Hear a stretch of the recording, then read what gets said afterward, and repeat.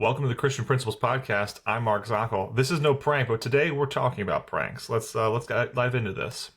The Christian Principles Podcast is brought to you in partnership with the Herzog Foundation. But bear in mind, the views and opinions expressed here are those of the hosts and not necessarily of the Herzog Foundation. Don't let limited budgets or IT staffing make your staff vulnerable to common cybersecurity attacks like phishing and social engineering.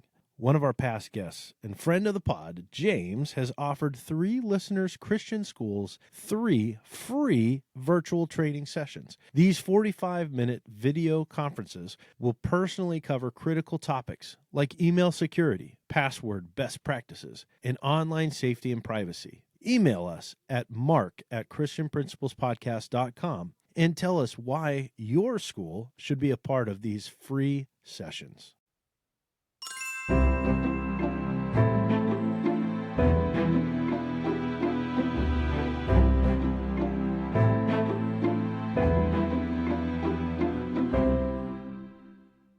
Welcome to the Christian Principles Podcast. I'm Matt George. And I'm Mark Zockel, and today we're talking about pranks. Matt, why are you wearing a rubber duck tie? Let's see the rubber ducky tie.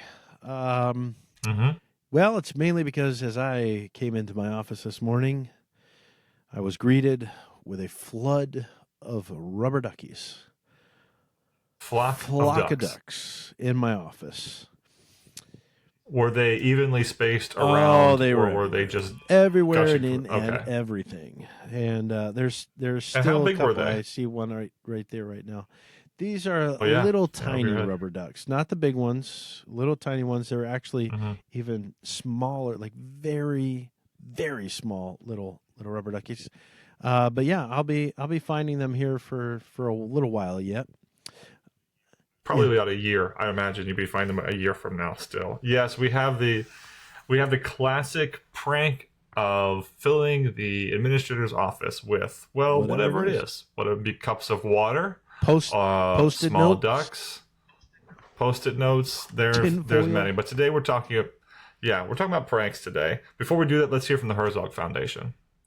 The Christian Principles Podcast is proud to partner with the Herzog Foundation in our mutual goal to see Christian school educators thrive, to further its mission to catalyze and accelerate the development of quality, Christ-centered K-12 education. The Herzog Foundation offers an array of programs such as online content, up-to-date news, training and events, grants, and hands-on organizational improvement initiatives. Leaders need to head over to the Herzog Institute to find amazing training opportunities for both administration and teachers. Herzog has also become a great hub of the latest news in education through their network of podcasts, including the one provided by yours truly. What a blessing the Herzog Foundation has been. Head over to herzogfoundation.com now so you too can be strengthened by this incredible organization. That's herzogfoundation.com. Just one more thing before we get back to the episode. If Herzog has been a blessing to you and your school, would you mind sending us a message telling us how? We'd love to share that with others. Coming back in, Matt, have you found all those rubber ducks As we were yet? talking, I just found another one sitting right here on my Found desk. another one. Blended it. Okay, as far as mission goes, when it comes to pranks at school, this is a tough one for me because we're not going to necessarily get angry when it happens to us. In fact, we kind of need to sit back and just take it and celebrate it Right. to an extent. But there's a big but there. There is a big but there. There's a big but there because it can't happen outside of us. And really, we even need to maintain some level of respect amongst those. Boundaries. You can cross a line. Yeah, boundaries. Yeah. So, do you communicate? Do you make a point of communicating to people what the parameter of pranks can be at your institution? I don't necessarily go out of my way to discuss it because it's one of those things that once you bring it up, then they're thinking about it. And I can tell you exactly. I remember this was several years ago, but our pastor was sharing a chapel message, and in his message, he talked about a prank that he pulled when he was in college. And I knew as soon as he started sharing this, I'm like, this is not going to be good. All the kids, you could see the wheels turning. And almost instantly after chapel was done, they're coming up to me, Mr. George, can we pull a prank on Pastor? To which my only answer had to be, Well, he opened that door. yeah. You can go through You guys, yep. But yeah, I do believe there does need to be some parameters around it. You know, obviously you don't want to pull pranks that somebody's going to end up getting hurt or property's going to get destroyed. You know, we want to make sure that's is it a good one if it's not bordering on those lines? Is it a good one if it's not bordering on those lines anyway? Like, there could be a little sense of danger involved, I guess. But yeah, you don't want to. I guess the biggest thing with pranks is you don't want to have to live to regret it. Like, oh man, No. why in the No. world did we do Yeah. that? You know, that you want to be able to pull out a good prank can be pulled off where the pranky, you know, can admit you got me, you know, but it's not a, oh please don't ever connect that with me. And in fact, that's actually what his prank, they pulled it off, and he was sharing kind of how what there was a reaction, and the school did not have a sense of humor, and so they pulled all the guys in, and they said, listen, we know who it is, but we're going to give you a chance to, you know, admit to it, and your penalty will be lesser. And of course, Pastor says, and you know, when they say that just really means they have no idea who did it, and nobody's going to speak up because they're about to get kicked out. So, yeah. Listen, I was not one who grew up enjoying being scared. I didn't want anybody to jump out from behind a door at me. That was not something my father enjoyed. That was not something, so it was not something that was in our house, really. That was not something that I enjoy. I don't like scary movies or thrillers or things like that. That's not part of what would make up fun recreation for me. And in the same way, to a large extent, I was not one to think through an elaborate prank and make that a part of my relationship with somebody else. I actually, if anything, I would see something funny and I would mail it to a friend. I did that recently. But outside of that, I don't have these creations. However, in my first installment there at Faith Baptist School, there were several stories that just routinely, you know, that came up every so often. And one of them was the great tire prank that was pulled on Principal Horner at that point. And the senior high boys got some blocks, blocked his car, took the tires off his car, and then put the tires somewhere else. I don't think they put the car back on the tires, though that may have been what happened. So there's a history of it there at Faith Baptist School, absolutely. The first prank, or one of the pranks that I remember when I was there as the administrator was, as you mentioned, the Post-it notes. I walked into a lot of paper waste. A lot of trees were killed to see that office just painted with Post-it notes, completely painted with Post-it notes. And there's been some other ones, of course, throughout the time. But we started talking about, you know, missionally, how do we handle this? What do we do? I agree. We're not going to go out of our way to put parameters on it. We're not going to say, I wouldn't say in a handbook that pranks can't occur or shouldn't occur. I probably just wouldn't say anything about it. Kind of like a senior cut day or something like that. It's not something that I'm going to talk about until, sadly, like you said, you have to talk about it. But do we want to rob our cultures of having the opportunity to have that sort of lighthearted fun, so long as it's not crossing over into the bullying, so long as it's not crossing over into some manner of disrespect? I mean, there's got to be... I guess my approach to it has always been, number one, if we're teaching them to respect property, we're teaching them to respect, you know, relationships.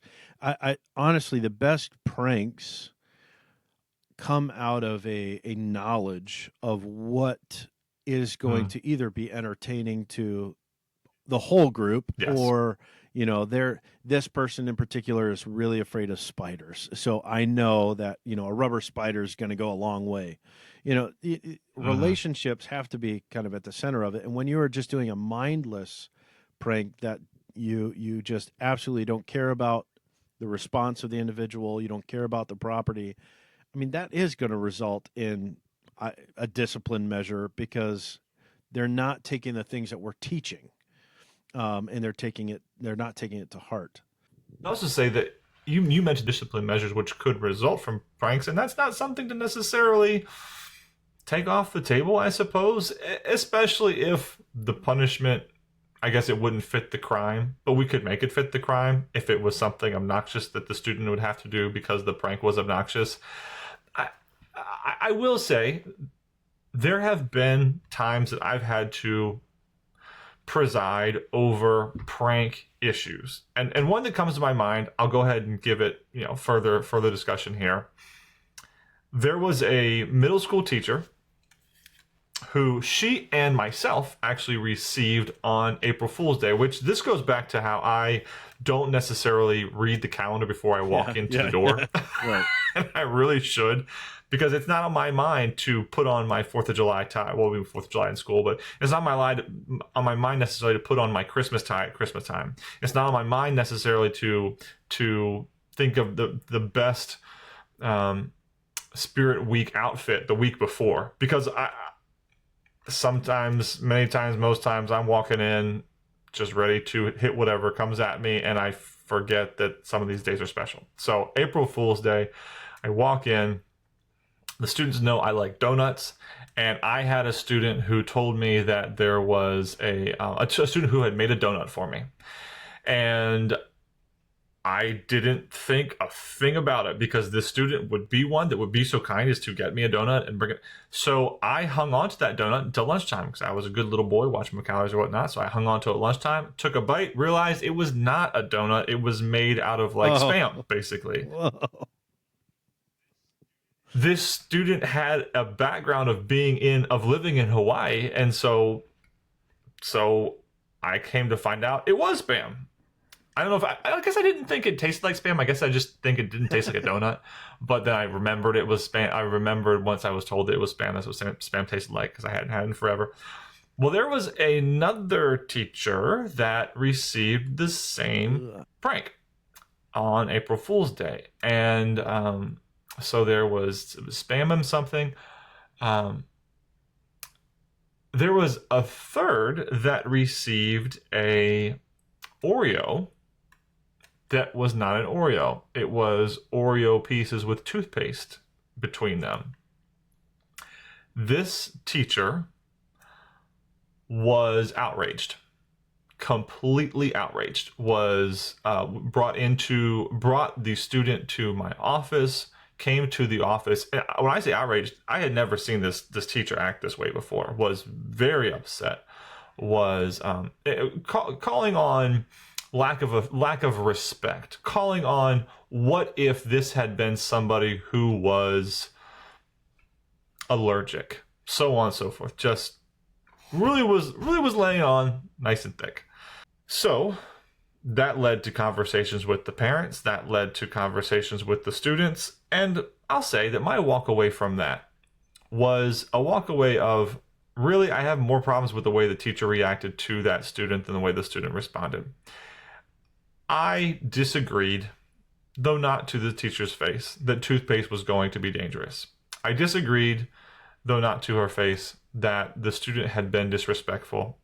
In fact, the student and the family that had made this prank and completed this prank on several of us was a beloved family, was a family, which goes back to your point, a family that we could expect otherwise to completely have our back, to not be trying to harm us, to not even have students who would otherwise be those usually in trouble. And so I was able to see that and to feel that. This teacher could not, though. And so I walked away thinking, okay, what really needs to occur here? Because there's a broken relationship. At that point, that student had broken that relationship with that teacher. And what needed to happen was what you would have suggested. What you suggested before was, we think of the biblical practices of restoration, going back and finding what they needed to do to come back together, and that was going to be an apology. But I tell you what, that apology made that family as upset as I've ever seen that family. 2 times. I'm not being hyperbolic when I say I'd never seen those families and that teacher be that upset over anything before. But that family was very angry, actually in tears angry that the teacher had reacted that way to toothpaste. And that was one of those situations of it was only going to be an apology from the student to the teacher that was going to make anything different. And then it was going to need to be a little bit of time with that teacher where I gave it some time and then went back to the teacher and tried to have a conversation about the heart behind it, even some of the things we're saying right now. I'm not sure if you've ever had that experience, but I've had that experience, and it was interesting. So it definitely led to more time and energy spent on thinking about pranks than I ever cared to. It makes me think of, you can't control people's reactions. This is one of the things I tell the students all the time. Like, it was a joke. I didn't mean anything by it. I said, I understand that. And perhaps you had the best motivations, intentions, but you can't control how other people are going to respond or react. You might try to guess or anticipate, but you can't control it.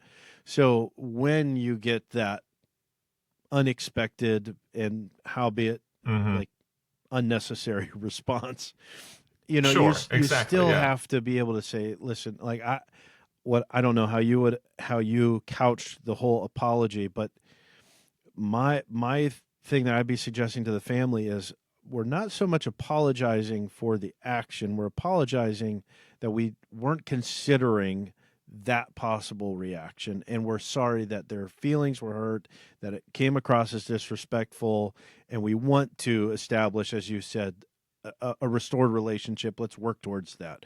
That's the type of apology you need to work towards. And if the teacher just demands, no, I want them to be sorry that they even thought of doing that, like that's again unnecessary. But I also say another good thing. I appreciate it whenever students come to me and ask, Mr. George, we have a really good idea for a prank. Could we do this? Because what does that communicate? Whenever your students trust you enough to be able to say, we really want to do this, but we want to make sure that we're not going to get in trouble, even if it's something as simple as that. Then the couple things that I always suggest is, apart from, make sure nothing gets destroyed, make sure nobody gets hurt, is, try to involve somebody outside of yourself. So if it's like a senior class, don't just make it your class. Get either a parent involved, get a teacher, another teacher, or even myself involved, just so that you can at the very least, if again you get this unexpected response, you can say, we went out of our way to make sure we thought of everything and we were thinking outside of the box. Yeah.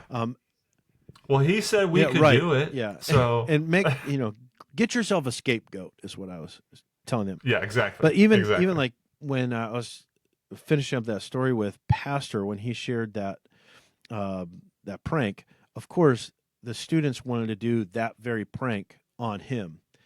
And I won't say what the prank was, but the prank did involve the destruction of property. It was not. Yeah, if it's not a good one, there's not a good one. So I was like, well, we're not going to do that, but we can make it seem like we did that. And I'll just, I guess, I have to share. It involved water, but I think you're fine to say. I don't think anybody's going to be. Completely remember, but as far as I know, they put a hose in the window and turned on the faucet and left. Yeah, and they shouldn't have done that, especially not to who they did it to. So instead, that he was gone on vacation, and so there was like this perfect timing to set up his office, and they got a big piece of blue paper, made it kind of look like water, and then they all wrote all over it, "We love you, Pastor. Thank you for all that you do." And then we closed his door with a hose sticking out of it, and inside we had a speaker that was playing running water sound effect. So he had a slight moment of panic when he came back, but when he opened his door, he saw it was all fine. But yeah, so awesome. That's kind of the thing where you can have these ideas and you can obviously show love and appreciation. Even the rubber duck joke that was pulled on me this morning as I came in, which this is not the first time. This is the return of the ducks. It's now become a tradition. But there's a little note. We joke because we love you, And then even this tie, and I've got some socks on right now. We're also part of that. So when I come in, I can't be upset. It was like almost joyous, like they're back. Yeah. We should pause and say, if you are the head of school administrator, you better think long and hard before you have a reaction of negativity to someone attempting to be humorous. Like, you better step on a rake and have it broken your nose. And even then, you better find a way to say, well, it was a good attempt. I go back to, if I didn't finish something on my plate at home, that was something. If I didn't finish something on my plate at somebody else's house, that's a far bigger deal. I don't like coffee. Coffee's gross. Coffee smells nice, but it's disgusting to drink. But if one of you out there, one of our listeners or somebody else invited me to coffee, you better believe I'd down a cup of coffee to be with you and to make sure we were together. Well, in the same way, we as leaders had better be quick to be the first ones to laugh at the joke pulled on us. And even if it was even if it cost us time on a day we didn't otherwise have time, guess what? We never have time. Even if it cost us, some level of a $5, we got to replace something that was damaged. We had better go out of our way to make sure we laugh and have a good time and impress upon them that we do have that good relationship, if at all possible, because otherwise we are putting ourselves on a pedestal we do not need to be on. And yeah, there's a measure of respect and authority that we should be somewhat careful of, but we, first among peers and the rest of it comes to mind. The other thing I would say is, along with the suggestion, make sure somebody is helping you think through this and pull it off appropriately. I think another thing that is really helpful, we mentioned we don't want to, orientation, get up and say, okay, if you're going to pull a prank, here are the rules. Yeah, here's the parameters. Yeah. Rather than that, take an opportunity to demonstrate how a good prank can be done. I'm not saying all administrators ought to go out of their way to pull pranks on teachers or on their students, but if you have that, that clown of a teacher that just loves having a good time, let them do something like that so that the students can kind of feed off of that and that good energy, that good humor, and they can go after it that way, as opposed to, students never seeing any pranks done, and so they think the best thing to do is just key everybody's car. Best prank. Like, no. No, don't do that. Yeah. Too much. I hear you. If we can let them humanize us to some extent, may we be reachable in that way. This has been fun. This has been interesting. I'm sorry, I wouldn't. Of course, we were thinking about pranks because he's been dunked, but it is an easy one to talk about.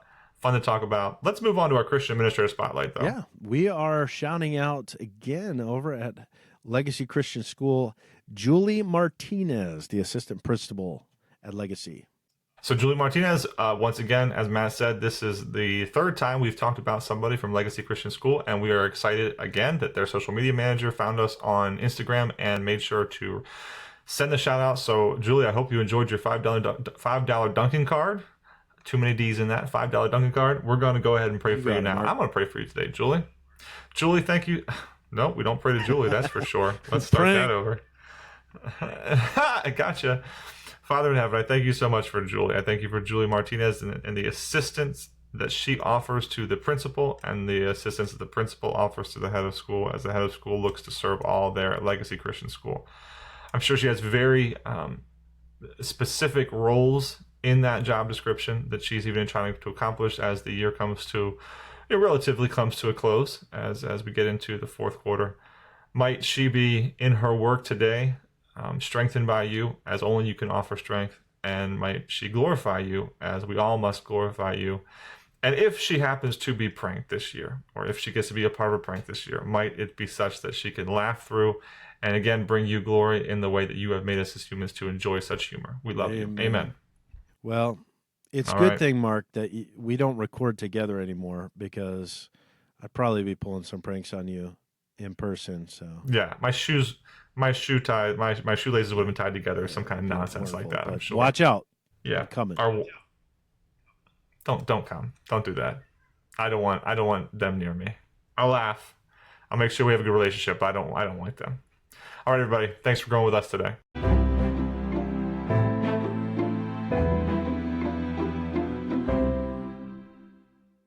Before you go, please be sure to hit that follow button on Apple Podcasts or Spotify. Also, on Spotify, be sure to tap the star icon near the top and select the number of stars you'd like to give us. We'd be so grateful for 5. On Apple Podcasts, scroll down to the ratings and review section and then tap write a review to share your thoughts of the podcast. Thank you.